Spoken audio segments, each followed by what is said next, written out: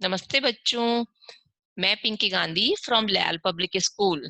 कैसे हैं आप सब? आशा करती हूँ कि आप सब बहुत अच्छे होंगे और अपने से बड़ों की बात मानते हुए घर पे ही रहते होंगे, है ना? आज हम करेंगे पाठ 2, अनुस्वार, अनुनासिक एवं विसर्ग के कॉपी पाठ को। ठीक है?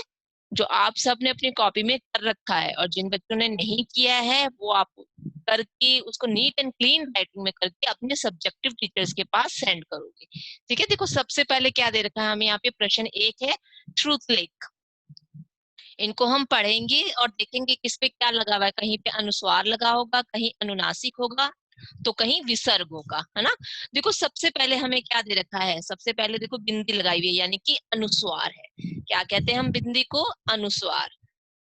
और किसकी ध्वनि आती है? न की। पढ़ेंगे इसको पंख। न की आवाज आ रही है ना बीच में, पंख। आगे दे रखा है पतंग। न की आवाज आ रही है, पतंग। शंकर। श न कर, शंकर।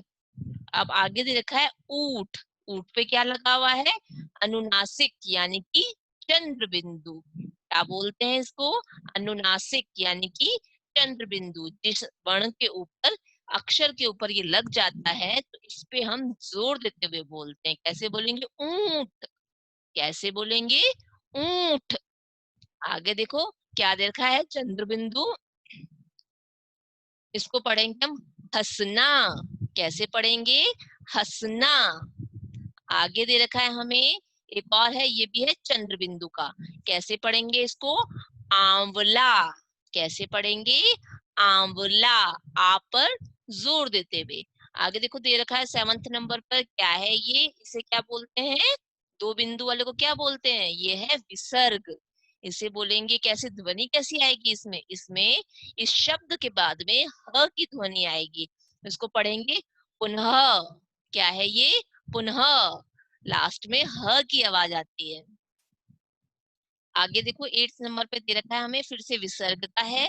इसको पढ़ेंगे फलतः। क्या पढ़ेंगे? फलतः। त के बाद में ह की ध्वनि आएगी। आगे दे रखा है प्रातः। त के बाद में ह की ध्वनि लगाते हुए बोलेंगे प्रातः। आगे दे रखा है देखो नमः। ह की ध्वनि लेते हुए बोलेंगे नमः। एक बार फिर से इसका दोहरान कर देते हैं। पंख, पतंग, शंकर, ऊंट, हंसना, आंवला, पुनः, फलतः, प्रातः, नमः। ये हो गया बच्चों हमारा प्रश्न 1। अब हम करेंगे प्रश्न 2 को। वाक्य पूरे कीजिए। सबसे पहले हमें दे रखा है करें हम देश का, क्या लिखेंगे यहाँ पे? वंदन। कि हमें देश का क्या करना चाहिए? वंदन करना चाहिए, प्रार्थना करनी चाहिए हमारे देश के लिए कि हमारा देश खुशहाल रहे। आगे दे रखा है जिसकी माटी है चंदन। च के ऊपर क्या है? बिंदी। तो न की ध्वनि देते हुए बोलेंगे चंदन। कि हमारे देश की मिट्टी कैसी है? चंदन के समान है। प्रातः उठकर नमः कहो। प्रातः विसर्ग लगा हुआ है और इसे ह की ध्वनि में पढ़ा जाएगा। कि सुबह उठकर हमें नमस्कार करना चाहिए, अपने से बड़ों को भी और सूर्य भगवान को भी। सबसे पहले कहाँ से शुरुआत करते हैं? सबसे पहले हम धरती माता को नमस्कार करते हैं, उसके बाद हम बड़ों को नमस्कार करते हैं और उसके बाद हम नहा धोकर सूर्य को नमस्कार करते हैं। आगे दे रखा है देखो अच्छी बातें पुनः कहो। क्या करना चाहिए? पुनः का मतलब दोबारा। का क्या लगा हुआ है इसके ऊपर? विसर्ग लगा हुआ है, तो ह की ध्वनि आएगी पुनः। अच्छी बातें पुनः कहो। आगे दे रखा है चाट मसाला डैश गप्पे। तो क्या भरेंगे यहाँ पर? गोल गप्पे। आगे है चू चू चू चू। कौन बोलता है ऐसे? कौन बोली? चिड़िया बोली। आगे मैं तेरे संग आऊंगी। क्या लिखेंगे यहाँ पे? संग, अनुसार वाला शब्द। एक बार दोहरान करते हैं प्रश्न 2 का। करे हम देश का वंदन, जिसकी माटी है चंदन, प्रातः उठकर नमः कहो। मेरे साथ साथ इसका दोहरान करोगे। अच्छी बातें पुनः कहो, चाट मसाला गोलगप्पे, चू चू चू चू चिड़िया बोली, मैं तेरे संग आऊंगी। ये हो गया हमारा प्रश्न 2। वाक्य पूरे कीजिए। अब हम करेंगे प्रश्न 3 को मिलाकर लिखिए। आप सबका फेवरेट क्वेश्चन है ना। ये सिर्फ क्या करना होता है, इसमें इस प्लस को हटा करके दोनों अक्षरों को जोड़ देते हैं। यहाँ पे क्या लिखा हुआ है? अ के ऊपर क्या है? ये है अनुस्वार यानी बिंदी वाले शब्द। ठीक है, तो क्या है ये? अंक। इसको प्लस हटा के क्या बनेगा? अंक। आगे ये क्या, इनको मिला के क्या बनेगा? क, उसके ऊपर अनुस्वार चन, क्या बना ये? कंचन। आगे आ पर चंद्र बिंदु अनुनासिक, कैसे पढ़ेंगे इसको? आंख। आगे दे रखा है बांधना, बांधना। आगे है अत विसर्ग, कैसे पढ़ेंगे? अतः। ये है पूर्णतः, यहाँ पे विसर्ग दे रखा है। इन तीनों को मिलाने पर क्या बनेगा? पूर्णतः। वापिस से देखते हैं क्या है ये? अंक, कंचन, आंख, बांधना, अतः और लास्ट है इसका पूर्णतः। ये हो गया बच्चों हमारा प्रश्न 3। मिलाकर लिखिए।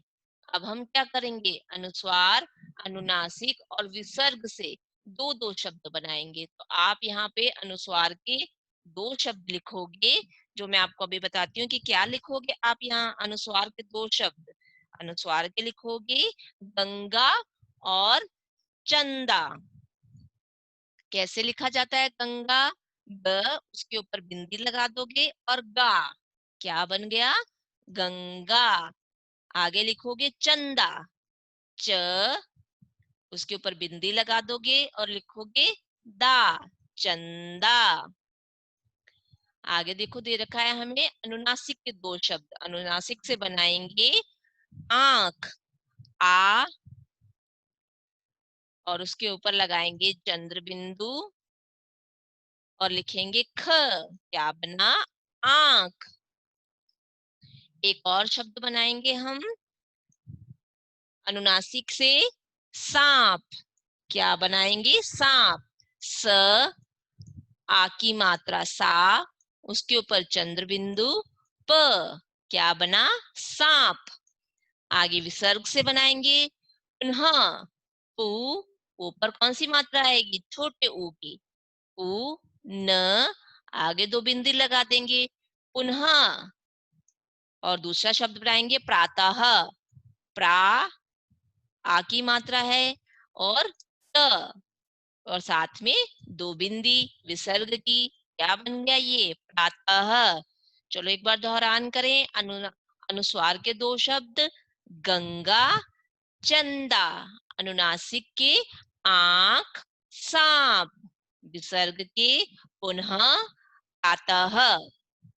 ये हो गया बच्चों हमारा प्रश्न 4, अनुस्वार, अनुनासिक और विसर्ग से दो शब्द बनाने का। अब हम करेंगे प्रश्न 5। निम्न शब्दों से हमें क्या करना है? वाक्य बनाने हैं। यहाँ पर आपको मैं एक शब्द दे दूंगी, उस शब्द का आपको वाक्य में प्रयोग करना है। ठीक है, सबसे पहले देखो दे रखा है यहाँ पे पतंग। पतंग से आप क्या बनाओगे? यहाँ पे देखो आसमान में पतंग उड़ती है, तो पतंग के नीचे आप लाइन बना दोगे। ठीक है, कि हमने शब्द यहाँ इस वाक्य में प्रयोग कर लिया है। ठीक है, आगे देखा है अंगूर। अंगूर से हम यहाँ पर क्या वाक्य बनाएंगे? अंगूर से बनाएंगे हम यहाँ पे अंगूर मीठे होते हैं। कैसे होते हैं? मीठे होते हैं। आगे हमें दे रखा है माँ। माँ से वाक्य बनाना है, मेरी माँ सुंदर है। हम वाक्य के ये जो शब्द हैं इसके नीचे हम अंडरलाइन करते जाएंगे। नमः, हमें बड़ों को नमः करना चाहिए। नमः का मतलब क्या होता है? नमस्कार करना चाहिए, नमस्ते करना चाहिए।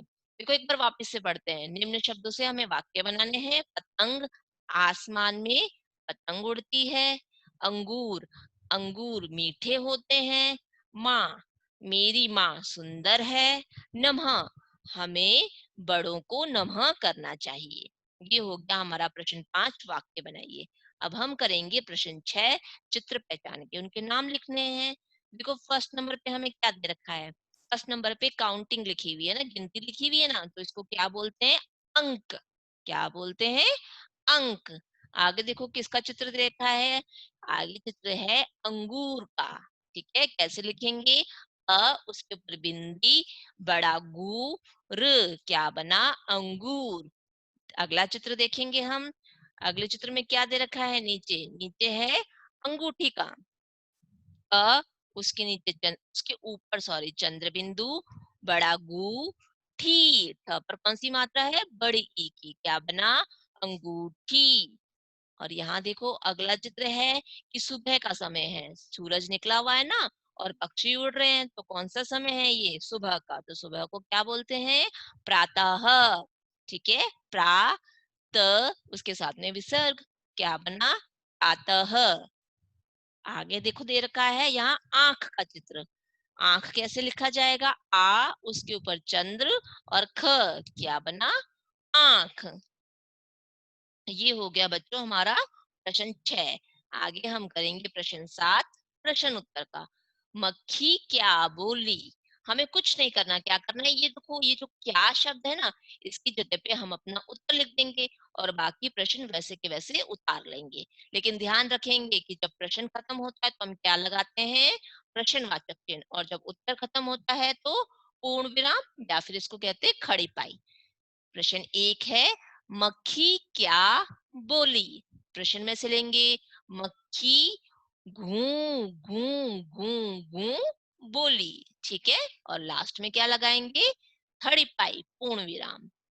आगे दे रखा है प्रश्न 2, चिड़िया क्या बोली? प्रश्नवाचक चिन्ह। क्या की जगह पे हम ये उत्तर लिख देंगे।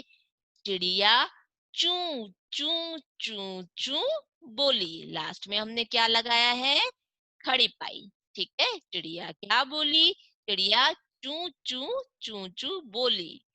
प्रश्न 3 है, चिड़िया ने क्या खाने की बात कही? प्रश्नवाचक चिन्ह। तो हम यहाँ पे क्या की जगह ये सारा सामान लिख देंगे जो भी उसने खाने की बात कही थी। चिड़िया ने आलू टिकिया, गोभी भजिया और मकई दाना खाने की बात कही। खड़ी पाई। प्रश्न 4 है, बच्ची क्या खाने को बोली? कि बच्ची को क्या खाना था? बच्ची को खाना था क्या की जगह पे? आइस गोला। बच्ची आइस गोला खाने को बोली। खड़ी पाई। ये बच्चों हो गए हमारे प्रश्न उत्तर। मैं आशा करती हूँ कि आपको ये पार्ट 2 पूरी तरह से समझ में आ गया होगा।